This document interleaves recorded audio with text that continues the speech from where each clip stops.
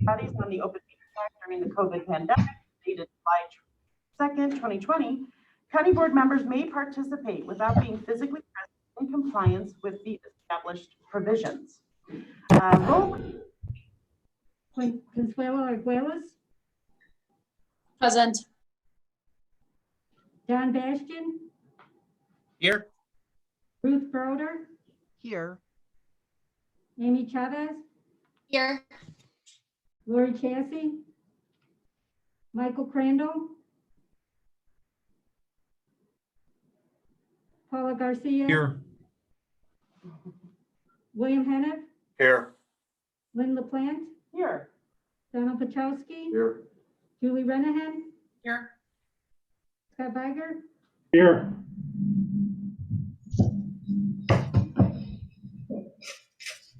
James Day. Here. Okay, thank you. Public comment. Do we have any public comments today? Nothing. Okay, thank you. I move to approve the minutes. Thank you. Thank you. Roll call, please. Okay, so it was Garcia that made the motion. Okay. Paula Garcia. Aye. Donald Pachowski. Aye. Consuelo Arguelles. Aye. John Bastian. Aye. Ruth Broder. Aye. Amy Chavez. Aye. Michael Crandall. Aye. William Henneth. Aye. Lynn LaPlante. Aye. Julie Renahan. Aye. Scott Biger. Aye. James Day. Aye. Wonderful, thank you. Moving on to number 5, committee vote required. I will entertain a motion to approve action item, recommendation for approval of a home investment partnership program, modification to resolution HSR 0028-19 with South Group LLC Maple Court. Project numbers HM992-09 and HM01-02, clarifying an affordability period of 20 years. Can I get a motion? So moved. Thank you. I'll second again. We're going to be talking about this another. Any questions? No? You want me to give a note of Please, Dave, clarification on please. this? This is a cleanup item. We're not changing anything in terms of our agreement with them. We're clarifying the affordability period. Affordability period is important because for HUD, that's our federally mandated compliance period. So anything goes wrong in that period, we have to potentially pay back the money to HUD. The last resolution that went through stated that we're extending the affordability period beyond the required time period. We don't want to do that. We want to just meet the required time period. And then if something goes wrong with the project, then it comes back to us as program income, not necessarily as money we have to pay back to HUD. So we've done a couple of these over the last couple of months where we match our contract, or match our agreement, match our affordability period with the federal requirement, not exceed that, right? So it's just this is a cleanup item to make this item align with the federal requirement. I explained that well. Yes. Thank you so much, Dave. Can we have a roll call, please? Paula Garcia. Aye. Donald Pachowski. Aye. Consuelo Arguelles. Aye. John Bastian. Aye. Ruth Broder. Aye. Amy Chavez. Aye. Michael Crandall. Aye. William Henneth. Aye. Lynn LaPlante. Aye. Julie Renahan. Aye. Scott Biger. Aye. James Day. Aye. Okay. Is there any other business? No. Okay. So let's move on to adjourning so we can go to our next meeting. Can I have a motion to adjourn? Oh, thank you. I like this. Next time I'm going to make the motion you're going to second. Sounds like we're all off a little bit. Paula Garcia. Aye. Donald Pachowski. Aye. Consuelo Arguelles. John Bastian. Aye. Ruth Aye. Aye. Chavez. Aye. Michael Crandall. Aye. William Henneth, Aye. Lynn LaPlante, Aye. Julie Renahan, Aye. Jeff Iger, Aye. James A. Aye. The motion passes. Thank you, everyone. Our next meeting date is June 1st. See you all then. Moving on to the CDC, our executive committee. I call this meeting to order. Do I need to reread everything? Okay, wonderful. I am calling the meeting of the May 4th, 2021 Community Development Commission to order. The physical quorum of the members is not present. However, pursuant to the Section 7E of the Open Meetings Act, members are permitted to attend remotely. Either one member of the committee, the chief administrative officer, or our chief legal counsel are physically present at the regular meeting location. In-person attendance and public comments are allowed, subject to attendance limitations required to ensure the health and safety of those who attend. Pursuant to the Illinois Attorney General's guidance to public bodies on the Open Meeting Act during COVID-19 pandemic dated July 2nd, 2020, county board members may participate without being physically present in compliance with the established provisions. Roll call, please. Consuelo Gailis, Present. Don Bastian, Here. Amy Chavez, Here. Lori Chassie, Michael Crandall, Here. Paula Garcia, Here. William Henneth, Here. Lynn LaPlante, Here. Don Pluchowski, Here. Julie Renahan, Here. Scott Iger, Here. James A. Here. Wonderful. Any public comment here today? DuPage is also present. I'm sorry, who was that? Page. Okay, thank you. Okay, no public comment. Moving on to approval of minutes. I will entertain a motion to approve the minutes of the CDC executive meeting, regular meeting from Tuesday, February 2nd, 2021. First, Henneth. Second. Okay, thank you. Roll call, please. Okay, William Henneth, Sure. Thank you. Aye. Don Pluchowski, Aye. Consuelo Arguelles, Aye. Don Bastian, Aye. Amy Chavez, Aye. Michael Crandall, Aye. Paula Garcia, Aye. Lynn LaPlante, Aye. Julie Renahan, Aye. Jeff Iger.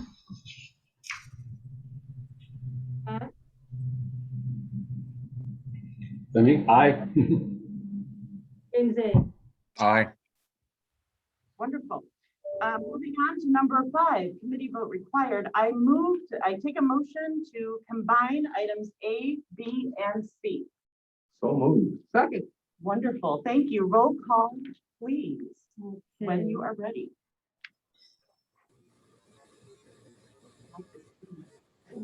That's good. All of our rehearsing paid off. Okay. Paula Garcia, Aye. Don Pluchowski, Consuelo Arguelles, Aye. Don Bastian, Aye. Amy Chavez, Aye. Michael Crandall, Aye. William Henneth, Aye. Lynn LaPlante, Aye. Julie Renahan, Aye. Scott Iger, Aye. James A. Aye. Wonderful. Motion passes. I will entertain a motion to approve action item A, recommendation for approval of a community development block grant, modification to resolution HHS-R-0028-19 with South Group LLC Maple Court, project number 94-07D, clarifying an affordability period of 20 years.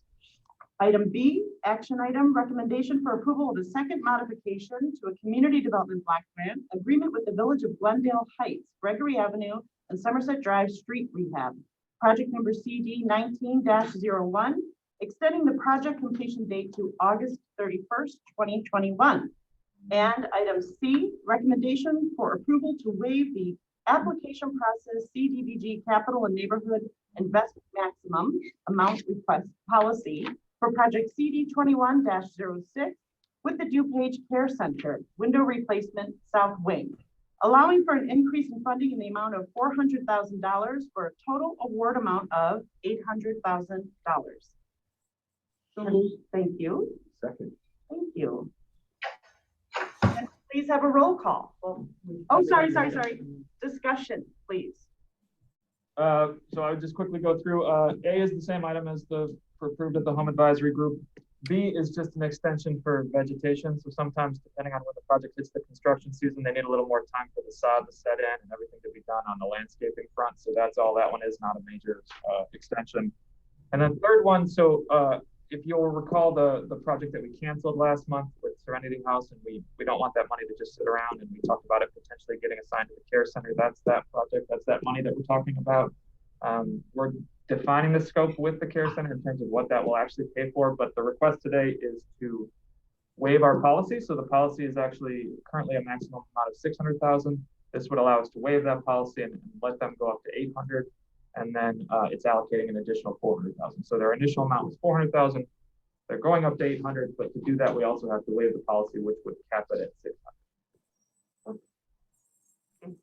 Thank you. Any questions? I'll just add one. The reason that I think we talked about this last time, but the reason we're recommending awarding this to the care center is to make sure that this money gets spent. We've talked about the issue of timeliness and how important it is to get the money out the door. You know, typically with a canceled project, we could put it back into the next program year and allow competitive applications for it. But we continue to be concerned about our expenditure rate, and so the care center just seems like it's an eligible project. You know, we have confidence that they can get it spent. So that's the reason that we're not just asking for an increase in the amount, but we're asking to waive that application process as well. Okay, any questions on that? Seeing none, roll call, please. All right. Paula Garcia, Aye. Al Bachowski, Aye. Consuelo Aguilas, Aye. Bastian, Aye. Amy Chavez, Aye. Michael Crandall, Aye. William Henneth, Aye. Lou LaPlante, Aye. Julie Renahan, Aye. Jeff Iger, Aye. James Day. Aye. The motion passes. And moving on to the informational item, changes to the Community Development Block Grant Program. This is informational, and Dave McDermott and Mary Keating are going to give a wonderful presentation to explain this all to us. Actually, Dave's going to give the presentation. All right. Yeah, Go I'll ahead, do- Dave. Wonderful introduction. of That's Dave. exactly There you right. Wonderful Yeah, presentation. Thank you. Okay. we wanted to bring these items to you today, really to get your feedback on these. Dave will talk about sort of, you know, what the changes are and why we want, but I just really want to encourage your discussion, your thoughtful input. As we go through these, if you have ideas to change or something that you really don't like or something you'd like to see us differently, we're really looking for this to be a real feedback session. So with that, I'll just let Dave take it over. Yeah, so I suppose I should start by apologizing for a very, very long memo. So I understand that was a lot of information. The other thing I wanted to say at the beginning is in our universe of funds that we talk about, there's lots of different, with COVID money, we have home money, we have all these. So this is really just focused on the core 3.9 million CDPG money that we receive every year. And that's really what we're looking at in the proposed changes to do with that. And the reason for that is that that's what, well, there's a couple reasons for that, but one reason is because HUD's timeliness measure is focused on that fund, right? So then when they think of timeliness, from their perspective, that just means they don't want money sitting around. They want money to get out the door and get spent. So when they measure timeliness, they just measure based on that fund. It's not to say that the other funds don't have their own timelines or their own deadlines, but their timeliness measure is focused 100% on that. I talked a little bit the buckets or the categories of funding that we use the CDBG funding for. One of those is municipal projects, neighborhood infrastructure projects. One of those is improvements with capital nonprofits, and the other one is public services. Those are the largest three buckets that we use this money for, and most of the changes I'm talking about today are kind of how we allocate in those buckets or how we operate in those buckets. The other thing that we're allowed to do every year is take 20% for admin. that covers part of my salary and part of the staff salary to implement the grant. So if the numbers don't exactly add up to the 3.9 million, that's probably why, because of that 20% to admin. So, from my perspective, I've been here just a little bit over a year now, and I kind of wanted to go through a full cycle of everything before I looked at what I thought needed to be done differently or what I thought could be. I asked lots of questions. I certainly relied on my staff for a lot of information, but now I'm sort of at a place where I feel like I could propose some things that make sense. But to Mary's point, this is there's nothing we're voting on today. This is just very much a feedback, informational type item. So the kind of immediate thing. So the last time we took applications, we took 3 years of applications, and we're in the second year of that. And now we're looking at, HUD kind of works in 5-year chunks. So we're looking at then, we're in year 2, we're looking at year 3, year 4, and year 5, right? So the first change we talked about was, well, let me stop and ask if there's any questions before we get into that, because I do want to make sure it's not just me talking. So any questions about the kind of categories or about how we're setting what we're discussing? Okay, and anyone remotely? Okay, all right, good. And I have the presentation, and then let's walk through that, and then I'll walk through this. Okay. So we'll go to the slides. So again, when I talked about our universe of all the funding that's going on, this is where we're at right now. We've got about $33 million in total funds that we're working with. But today, next slide, we're just focused on this. This is what we're talking about today. This is the bread and butter from HUD's perspective. This should be like we should be as well-oiled as we can with this, because all the other funding is in some ways more complicated. So this is what we're talking about today. Timeliness is measured of this. All our proposed changes are with this. Go ahead. These are the 3 different categories, and it's just the detail that I would add is the average amounts that you see in there, so you can get an idea of what our scope is of projects. We just talked about that has now been increased to 600,000 as a maximum amount, but for years it's been 400,000 as sort of the set amount. And then you can see our public service contracts are much smaller. Those are average around $30,000. Municipalities are recipients of the first category, nonprofits are the recipients of the second 2 categories. Let me go ahead to the next slide. This is sort of how we do things now. This is our allocation now. It's not exact from year to year, but it's pretty rough. Historically, it's been pretty much 50-50 between municipal infrastructure and, well, I say historically, meaning like last 5 to 10 years. There's been a lot of history down there, but it's been, let's say, 50-50 between neighborhood investment and capital nonprofit. Public service has been pretty standard. We're capped in that in terms of how much we can spend. Like we couldn't spend the whole grant on public service dollars if we wanted to. We're capped at 15%. And then you see our admin at the end there is 20%. It works out to be something like 25 agreements a year. That's 25 contracts that have to be managed by our staff. And they all do require a lot of compliance monitoring, a lot of review, a lot of environmental activity, or a lot of payroll review. There's a lot that goes into managing the agreement. So that's part of why we're talking about, or why I'm proposing some of these changes. So then the new model, let's go to the next one.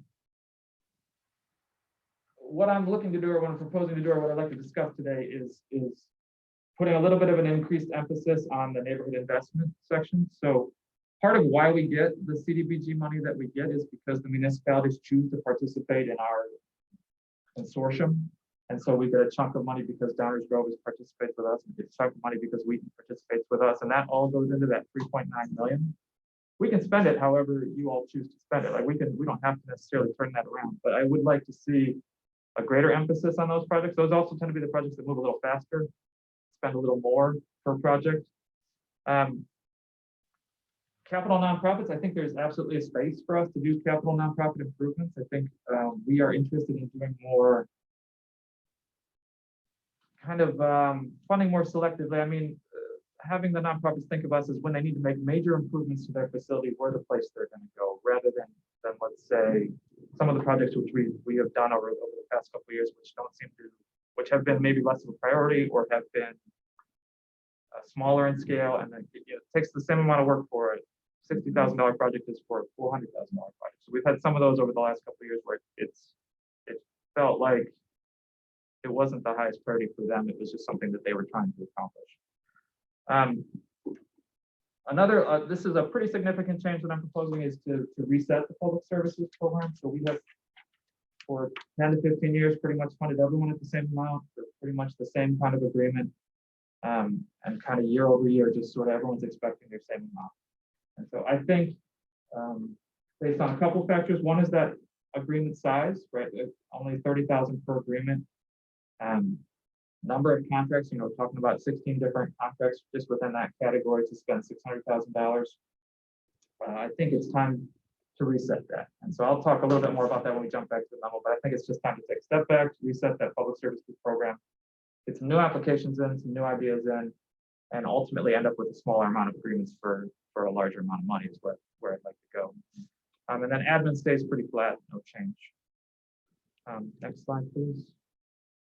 Just timeline wise, the point I would make on this is that our next test for timeliness is really on us and the staff, because then the proposed changes that we're making are not really going to take effect until the 2022 plan year. So the next measurement test is January 31. So our staff are certainly well aware, and they're all working to make sure we can get to where we want to. We have to get to basically 1.5 is the number. We have to get to 1.5 or below by that date. So that's something that they're well aware of. But from my perspective, what I look at is that even if everything goes right and we're able to do everything correctly, we'll end up just below that number. And I would much rather position us in a place where we can have a project fall through, where we can have a project that needs more time and it doesn't jeopardize our federal funding. So part of the, I put this in the memo, but we basically, so now 2 years in a row, we failed the timeliness test.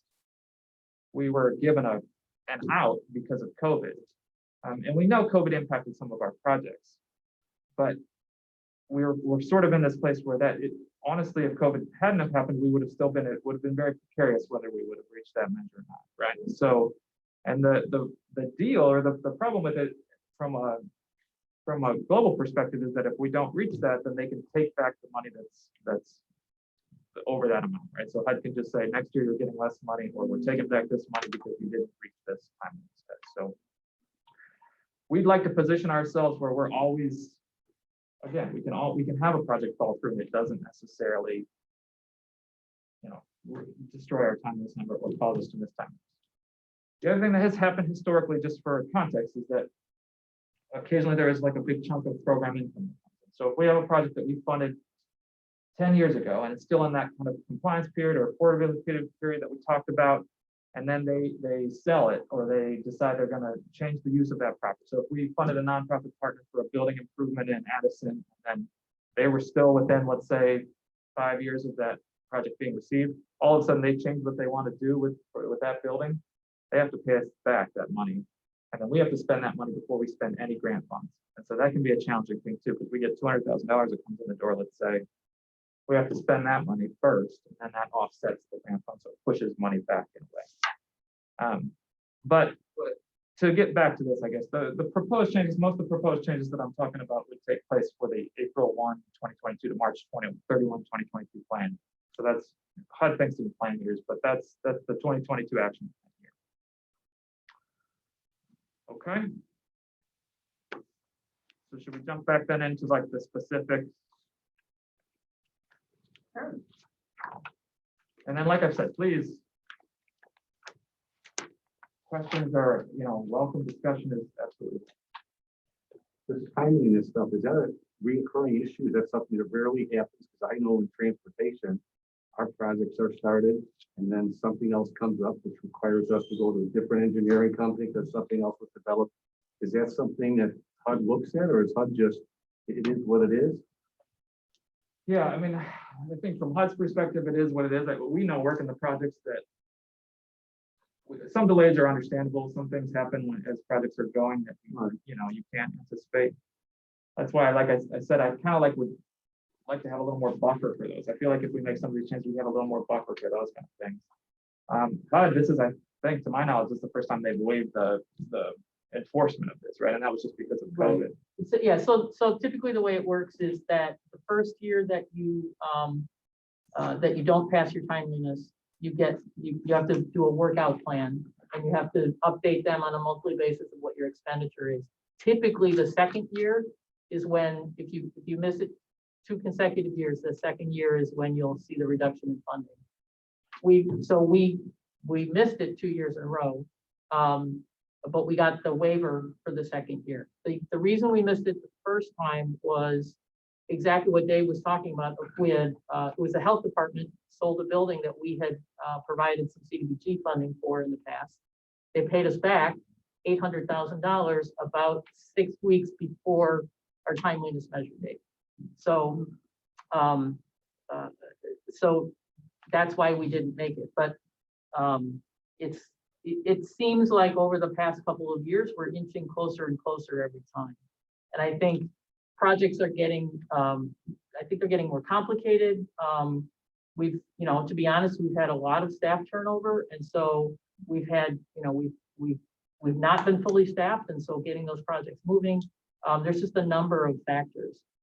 And I don't want to steal Dave's thunder, but one of these, I will say that the projects that we have done, the capital projects that we have done with nonprofit organizations tend to be the ones that have the most delays because they're not fully prepared, or there's, you know, they're just small amounts of money. So there's a bunch of different factors, but it is something that HUD looks at every year, and it's a federally mandated measure.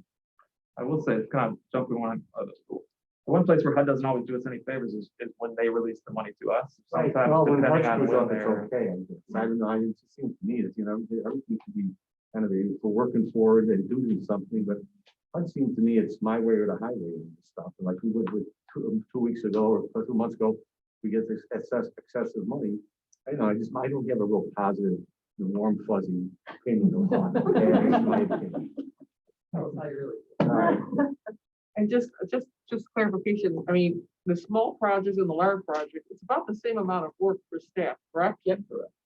So we're not, you know, so it's not, if we just do all small projects, you really, it's multiplying the amount of work almost for staff Mhm. versus doing large projects.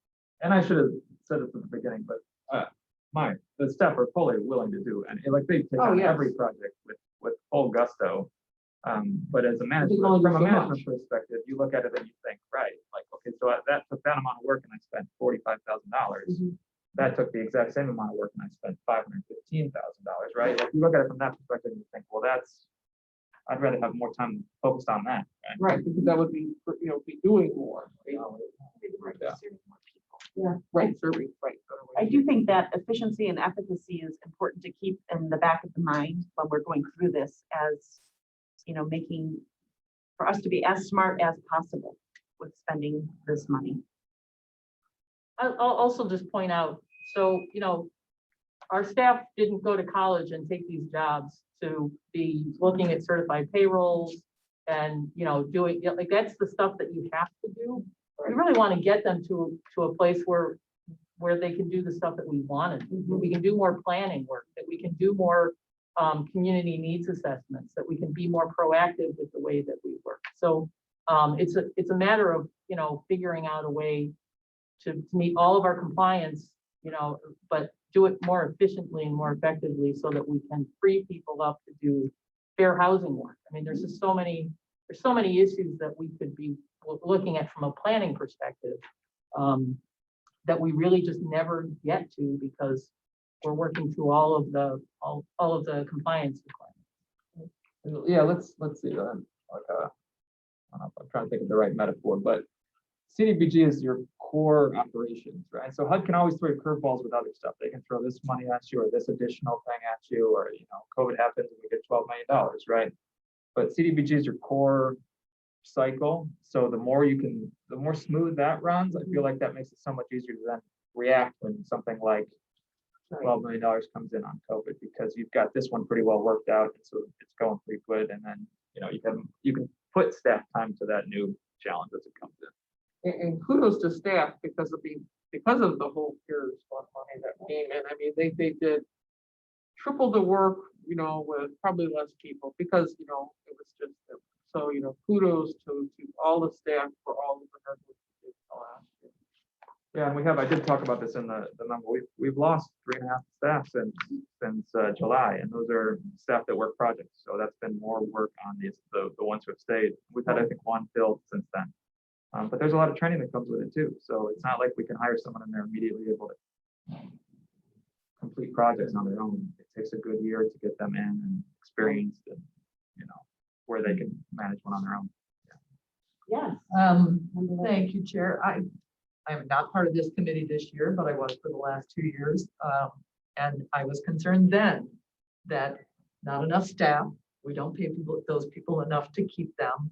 And I think that is something that needs to be addressed for your department, that it seems that we just don't pay enough people, don't pay the people who help the least among us enough money in our county.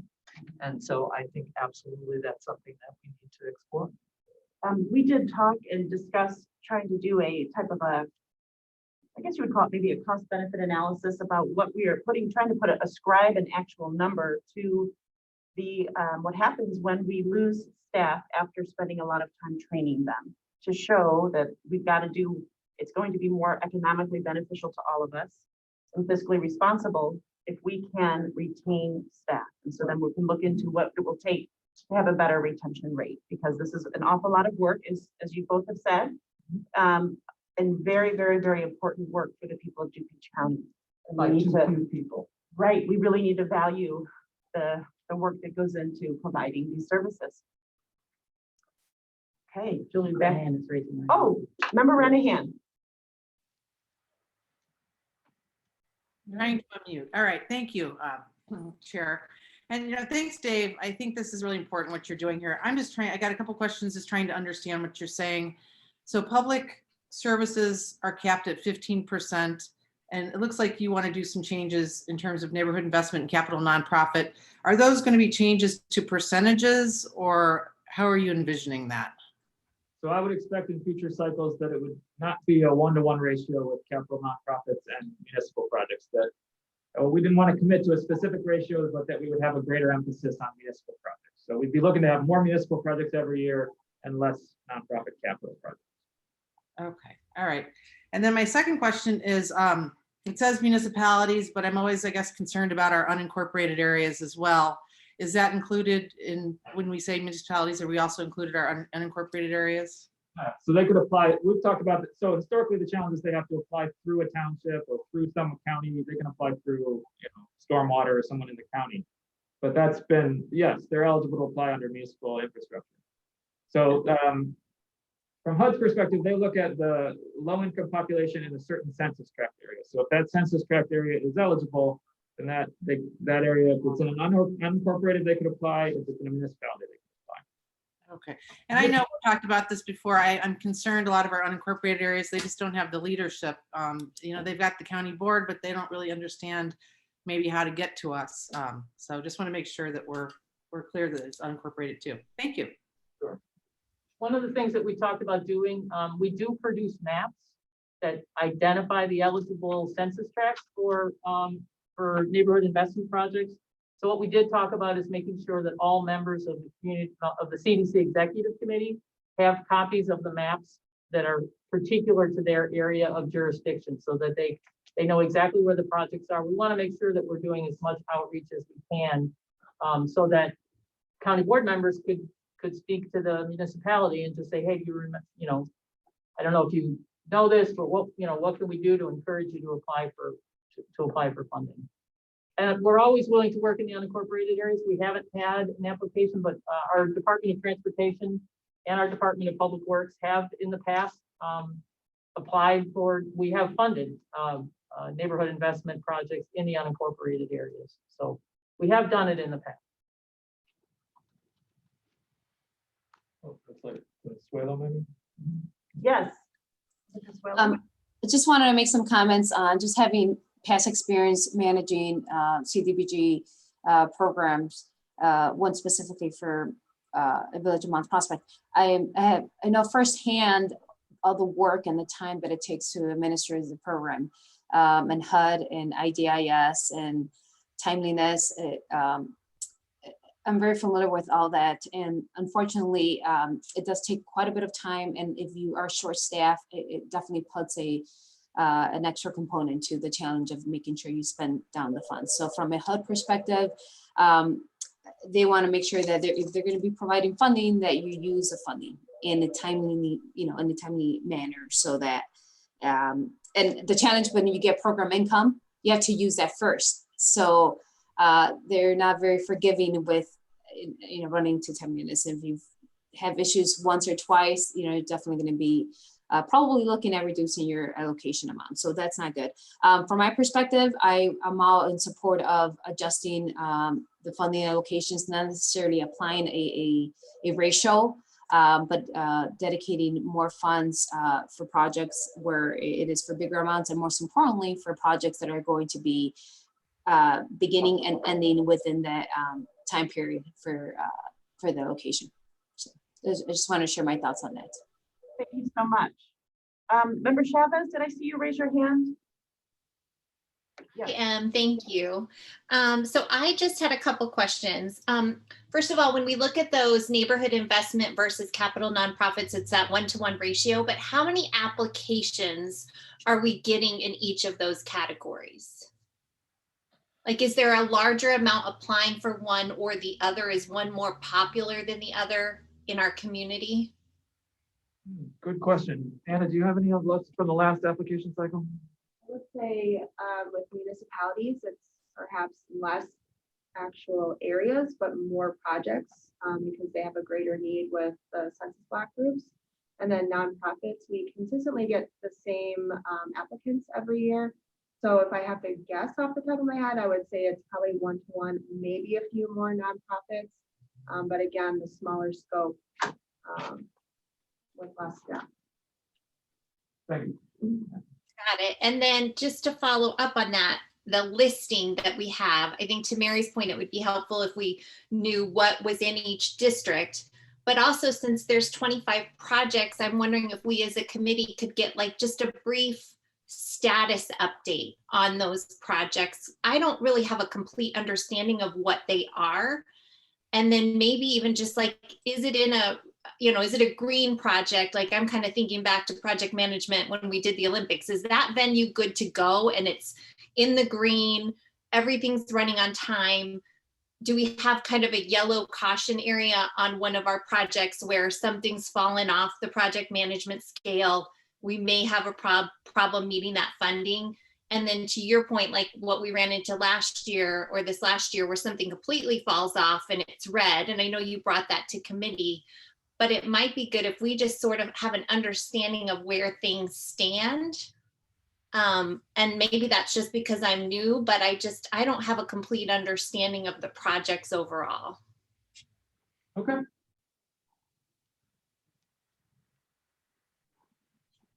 Yeah, I mean, we have, obviously internally, we have a tracking document where we know where all the projects are at, but we could certainly bring that here or create a version of that for this group. Yeah, and I mean, we could work with the chair on that, whatever she thinks is appropriate, but it doesn't have to be every meeting, but maybe quarterly or where we just get a brief 3-sentence update on this is what we're working on, this is where it is, this is the status.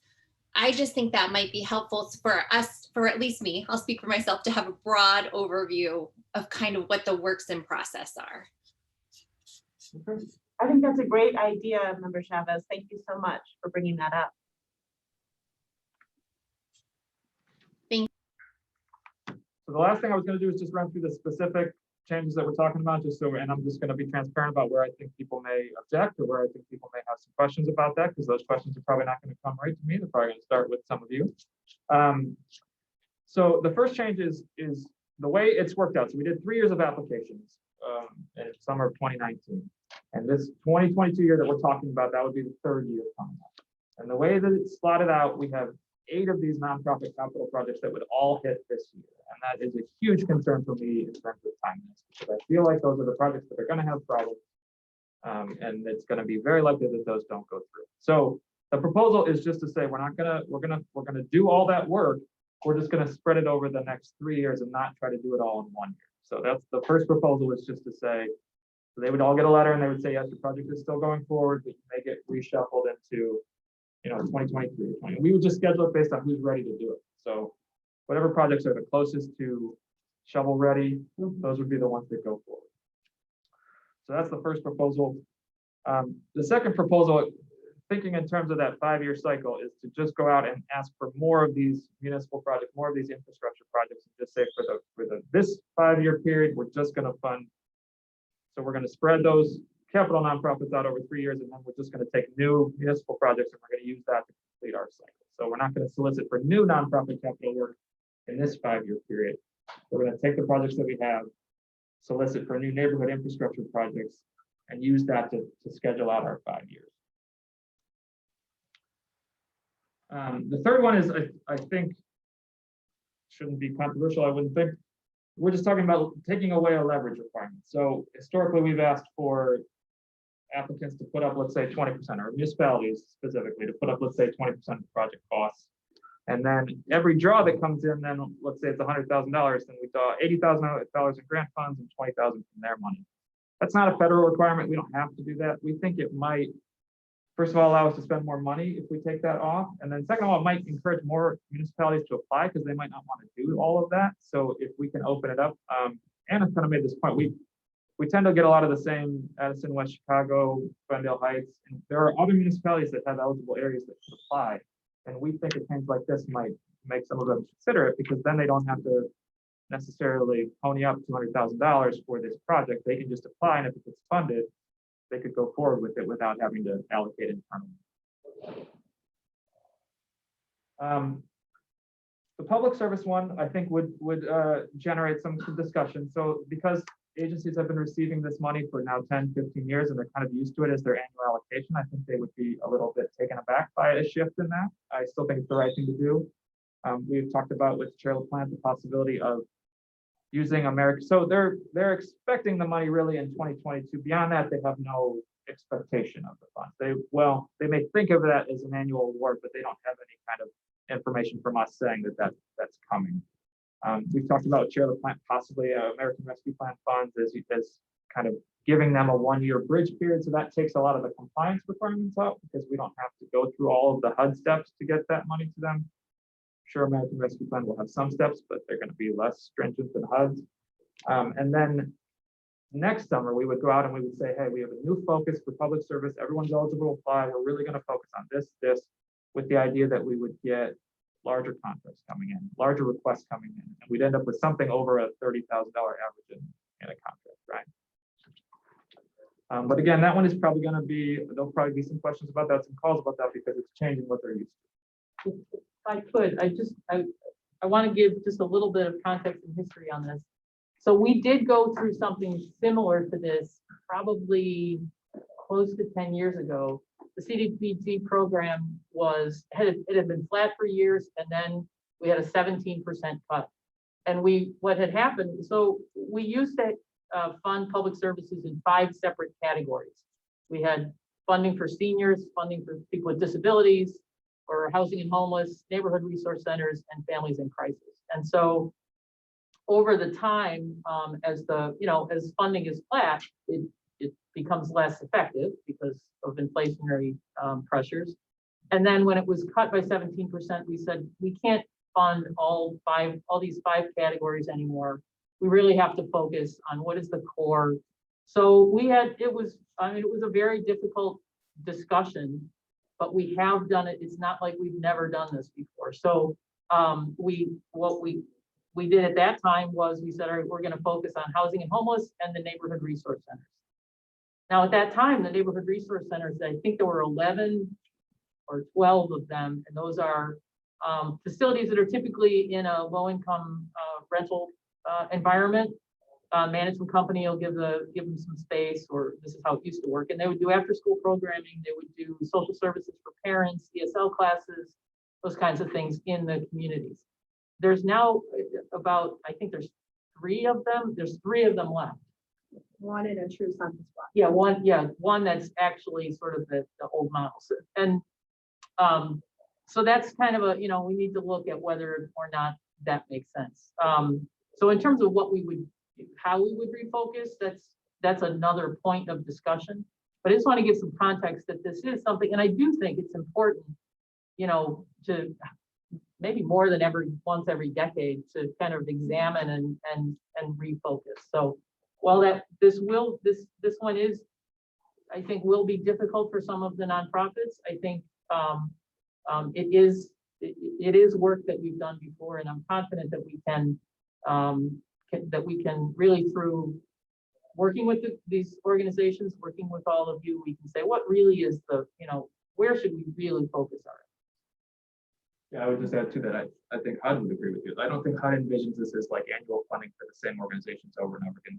They want this to be an impact type project where it's come in for a couple of years, fund a service to help expand it, and then their money goes away and it's funded something else. So, sorry.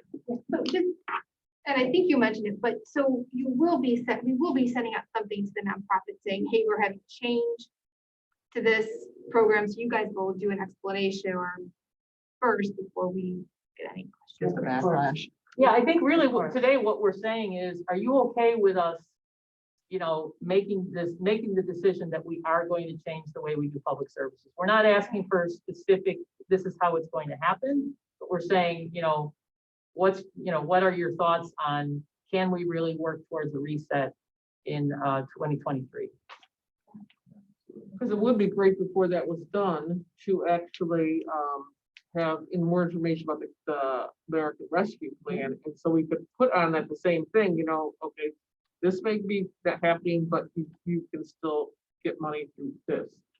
So there will not be the uproar that we might get if Correct. Right. It could be, there could be a kind of a bridge or transition. correct. Okay, good. If ever there was a time for something like this, it is now, Right. basically. Yeah. I mean, that's the context. We have $33 million now. We should really be dealing with about 12, which is fine. Everyone's dealing with more money. I'm not making any excuses for my staff, but it's a lot. So that's part of the context. Yeah. Question on that. Do we think that rescue money can supplement what I think the biggest concern was on packet page 20, you're saying number 4, what's going to public service program. So that's something that you feel like could be replaced by the recovery program, correct? Or the rescue program. And so we wouldn't get that feedback potentially. And then we can also do the same for nonprofits as well, do you think? I know we're all sort of speculating at this point, but are those our 2 biggest concerns right now? I'm looking at member Chaplin, who's chair of the finance committee, and that obviously the board has lots of decisions with what to do with the American Rescue Plan funding. Right. We're just saying that if it was, if it was the will of the board, that this is a way that we could sort of soften whatever, it's a zero-sum game, right? So if we put more money into one area, there's going to be less money in another. So if we're working through those decisions, there may be an opportunity to use the American Rescue Plan funding to soften that negative impact in one area. So but obviously we haven't discussed this with member Chaplin, so. Right, and it would come before the finance committee. Yeah, and as long as and I think they will realize that is a temporary bridge, right? So it's going to be for a year, Exactly. right? So then in the next coming year, but I think if we, and I know you guys are great at this, if you do a great explanation, but the reason why we're doing it, I think that will help with some of the pushback that we might get. Right. So yeah, but that's just make clear. So the American Rescue Act that's a temporary. Yeah. So it'd be like for the next year. And Treasury really hasn't produced a lot of guidance on it. Yeah, right. So it is, speculation at some level on whether or not we could use it this way. It makes sense to me that we would be able to, particularly because we're funding agencies that are working in the areas of housing and homelessness. So I would think that there would be an opportunity to provide that kind of support, but Yeah. there's still questions to be answered. Yeah, I think we are supposed to get those guidelines, I think middle May, Nick was saying, maybe a little bit later, but once we get those, that will really give us a clear path of, what we can, or what Right. direction this committee can take. And those funds do not have to be spent till 2025, if I'm correct. 24. 2024? The end of 2024. So it gives a couple of years. And just to clarify, that request would probably be about $600,000 then for the annual public services that we kind of budget in that area. Is that sort of what you're anticipating? I'm just looking at your current state slide of the annual allocation, and under public services, it's around 600. Is that what you're thinking Yeah, might be around the request? yeah, it would be a little lower than that because like there is one of the public service contracts that we use just to fund some of our housing support staff upstairs. So I think there wouldn't be that one we could keep and it wouldn't be a big, it's less of a burden. Okay. So in the neighborhood of like 450 is what it's in the neighborhood, 450K. The number I have in front of me is 438,737. Okay, thank you. And the last two I would just quickly note in 5 is not really new, but it's again with the nonprofit capitals, we just need them to better define their scope of what they want to do. We've had a number of issues that came up, including ones that have come before the board about not aware of a permit issue, not aware of where the utilities are on their property. Like we need a little bit more definition from them in terms of their plan for a given project. And so that would just be formalizing that. And then the last one is just the idea of a greater emphasis on municipals relative to capital nonprofits. So those are the. So and again, I'll make my last point and I'll stop talking right now. Absolutely, we want to be partners to nonprofits. I don't want this to come off the wrong way. If they're looking to do a $500,000 improvement to their facility because it's 25 years old and it needs upgrades and all that stuff, we're all for that. I think where we've struggled is over time it's sort of become smaller and smaller, or it's become the scope has been not that well defined, and they're putting in for projects that they haven't really thought through. And then when we go to bid or we go to try to develop it, it's not like we have out of I think 4 or 5 that are funded in 2021 has been canceled, and 2 have reduced their scope because they don't actually need or they can't actually do what they put in their application. So all that means just money on the table because it's every time they reduce the scope, it's taking down money and taking off spending. So that's, but you know, we've done some major improvements in nonprofit facilities over the years. We want to do more. It's just that we want to kind of, I guess, hammer out the municipal projects as much as we can and really be focused on those ones when they come up and say, yes, we can absolutely do that for them. That's all I got. So Thank you so much, Dave. Consuelo has your name. Oh, Consuelo. I just wanted to make one quick point. It's so important to fund projects not only that are going to take place, but also that are going to be in compliance with what we approved and what HUD would accept. The worst thing I find that could happen is that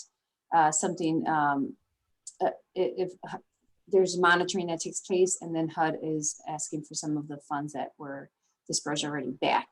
You know, you don't want that to happen. So again, it's just, that's a challenge with some of the not-for-profits in my experience, that they don't have the staff or the resources to complete from start to finish, and then have the documentation needed for backup. So that's it.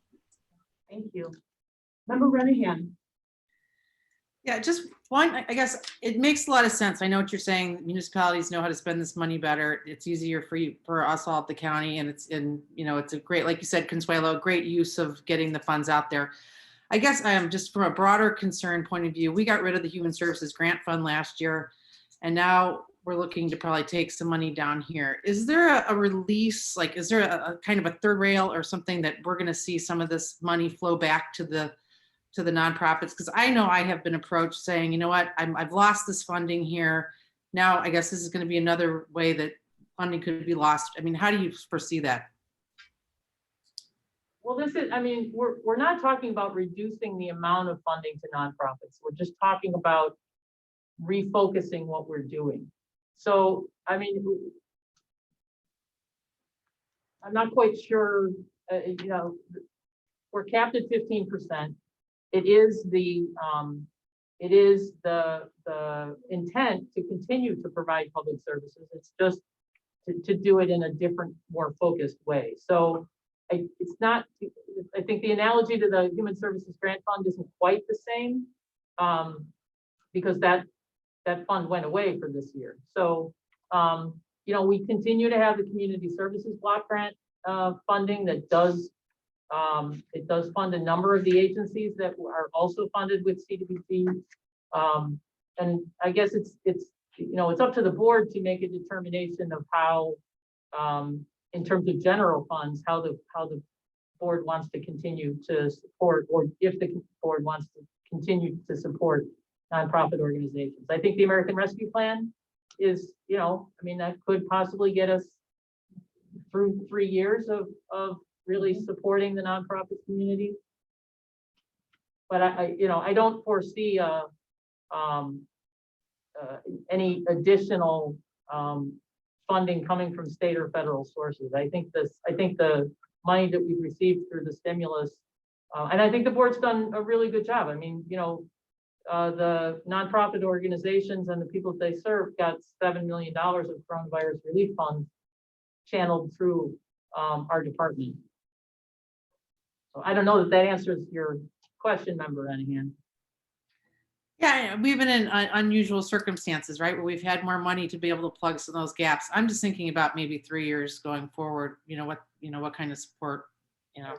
Yeah. And refocusing is good. But there's certainly, I mean, this is a conversation that we should revisit regularly, more than once every 10 years too. I mean, I think there's certainly that possibility that 3 years from now, we look at it and say, no, where the need is has changed.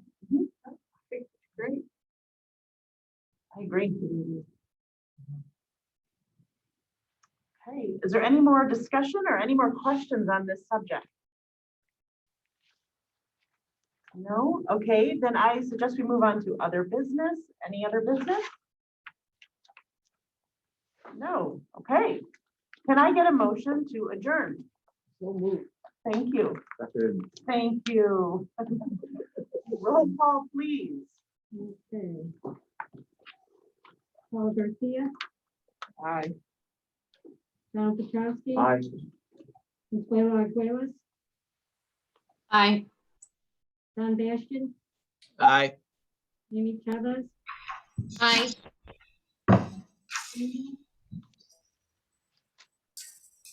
Aye. I don't know if you heard me. Michael Aye. William Henneth, Aye. Lynn LaPlante. Oh, I got you. Okay, sorry. Julie Renahan, Aye. Deb Iger, Aye. James Day.